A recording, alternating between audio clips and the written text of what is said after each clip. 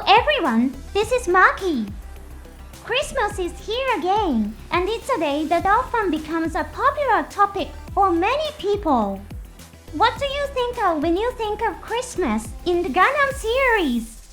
Many fans probably think of war in the pocket in order to prevent a radical military officer from using nuclear weapons on a neutral space colony. The unsocial Bernard Weissman challenges a Gundam to battle. There's also a significant battle depicted in the original Gundam series. On December 24th, an operation was launched to capture the Solomon Space Fortress. The massive mobile armor of Zeon, the Big Sun, played a prominent role. Seeing this threat, the Earth's Federation forces and the companies in the weapons industry began to seriously recognize the potential of large mobile armors. In addition, Gundam Wing shows important events around this time. The final showdown of the TV anime is called Eve Wars, which takes place on December 24th. In addition, on December 25th of the following year, an organization called the Marine May Army staged an armed uprising. This is one of the events from Endless Waltz, which serves as the epilogue to Gundam Wing. This time, I'd like to casually talk about one of the characters who faced defeat in the story of Endless Waltz. While the tragic ending of War in the Pocket continues to captivate people, the happy ending of Endless Waltz is just as charming. Who do you think is the character who is defeated at the end of the story in Endless Waltz? Maybe it's Dekin Barden. He's the one who tried to take control of Earth by exploiting Marie Mayer, a relative of Treize Sri Nutter. Dekin leaves the story when he is shot by one of his own soldiers, who could no longer tolerate his disrespectful behavior toward Treize. This act of being shot by an ally is reminiscent of the scene in the original Gundam, where Gear and Zobi meets a similar fate. However, Dekin is not the ultimate loser. The true character, defeated at the end of Endless Waltz, is none other than Treize Sri Nutter himself. This is one of the most compelling aspects of Endless Waltz. Moreover, it can be argued that this nuanced portrayal was only possible because the Gundam series was on a smaller commercial scale at that time compared to today. Now let's analyze the question, why is Treize the ultimate loser of Endless Waltz? Since Treize had already died in the battles of the TV anime, he naturally does not appear in Endless Waltz. Understanding Treize's philosophy will be the key to solving this mystery. The Earth Sphere Unified Alliance was an organization created to end conflicts on Earth and bring peace. In practice, however, it was a heavy-handed system that relied on a powerful military to end wars.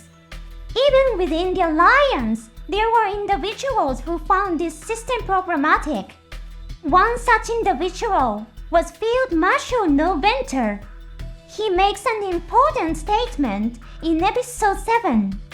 I believe we must begin a dialogue throughout the world.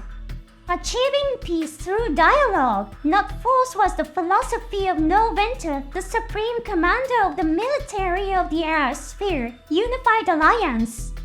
In Gundam Wing, the Alliance military is portrayed as the antagonist to the Gundams, but Noventa's philosophy is in line with the ideals of the protagonists and their allies in other Gundam series. Unfortunately, Noventa meets his end at the hands of Wing Gundam's attack. What did Treize think about Noventa's philosophy?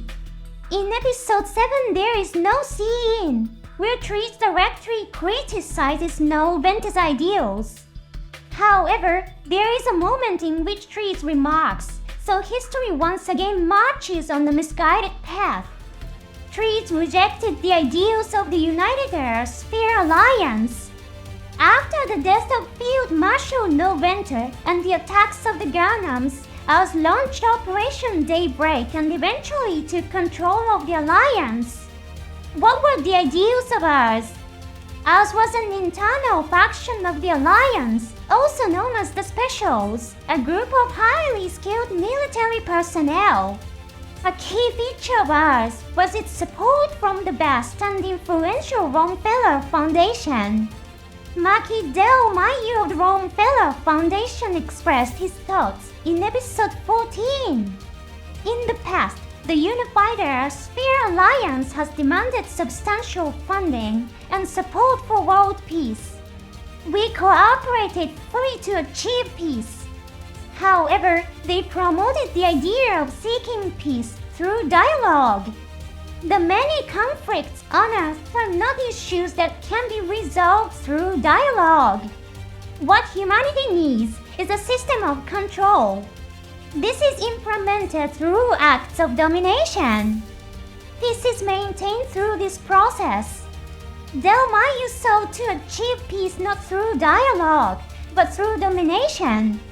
In a harsh tone, he criticized the ideals of the Alliance, claiming the world has fallen into decay because of the incomplete notions of equality and freedom. However, as Noin pointed out, strong domination requires absolute victory. This was also stated in episode 14. A system of control collapses if it does not keep winning. It endures because the process of winning brings rewards. Throughout history, systems of domination have fallen because of revolutions against oppressive regimes that led to poverty. Are they going to continue fighting a war they can't lose forever? To avoid defeat, the Romefeller Foundation developed a technology, the mobile doll. This system represented the belief in achieving absolute victory through unmanned weapons. As you all know, the idea of warfare based on unmanned weapons was fundamentally opposed to Treize's philosophy. Treize's philosophy is articulated in episode 22 during an episode in which Lady Anne attempts to use mobile dolls as soldiers Treize doesn't have to feel pain for. Treize states, "War will never disappear from this world. Then the strong should always rule the world. People willingly accept being ruled by the strong. The nature of the world is to keep fighting." At first glance, these words may seem villainous. However, in the same episode, Treize admits, "I am not strong."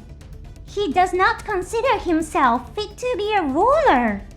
The Gundam pilots and Zex are trying to create the future. History repeats itself. These words are quite mysterious. War will never disappear from this world. History repeats itself. These statements resonate with Marie Mayer Kusrinado's words in Endless World's Human History is an endless cycle of war, peace, and revolution. Treize's philosophy is further explored in episode 25. Sometimes I find the act of fighting beautiful. At the same time, I express my condolences for the lives lost while advocating for the preciousness of life. I believe that what humanity needs is not absolute victory, but the act and attitude of fighting. The absolute victory brought about by mobile dolls is fundamentally opposed to Treize's ideals. Does this mean that Treize is also against the philosophy of wanting peace? He also addresses this in episode 25. I consider the ideal of total peace, which ignores humanity's innate tendency to fight, to be a philosophy born of ignorance of the tradition of conflict. Treize saw the fighting spirit in the hearts of the people as an essential element. He believed that the forced dialogue imposed by a powerful organization like the Earth Alliance, the denial of the fighting spirit through absolute pacifism, and the pursuit of absolute victory by the Romefeller Foundation were all misguided philosophies. But Treize himself was conflicted when he gave the Gundam Epion to Hero. He said, "I thought that continuing to fight was the purpose of humanity's existence, but I could not find an answer. I believed that Gundams were the appropriate tools to discover the meaning of fighting." Eventually, Treize found his own answer. In episode 42, he spoke to Lady Anne. The greatest battle, worthy to mark the end of humanity's foolish history, is about to begin. Zex Marquis shared Treize's philosophy. He entrusted the future of history to Relina Peacecraft and chose the path of sacrifice for peace. The purpose of the final battle was to wage humanity's greatest war, to etch the sacrifices of war deep into the memories of the people, and to prevent future great wars by destroying vast amounts of weaponry. Treize himself was killed in the battle, and humanity began to move toward peace, guided by its own will. Treize described fighting spirit and fighting attitude as beautiful. He never said that war is beautiful. He was against war and stood for the fighting spirit for peace. This fighting for peace was the elegance to which Treize aspired. But war breaks out again. Marie May's armed rebellion takes place, just as Treize's worst human history repeats itself, predicted. This conflict comes to an end when the people, inspired by the fight of the Gundam pirates, rise up. It is the fighting spirit for peace that drives them. Even the soldiers of the Marie May army lay down their weapons and begin to walk the path of peace again. At this point, humanity continues on the path described by Treize. Marie May attempts a revolution, but peace is brought about by those who oppose the act of war itself.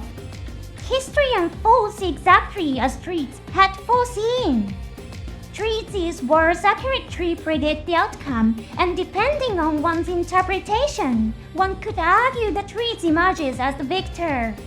However, at the end of the story, a significant piece of information is revealed through the narration after this battle. The weapon known as the mobile suit was never seen again.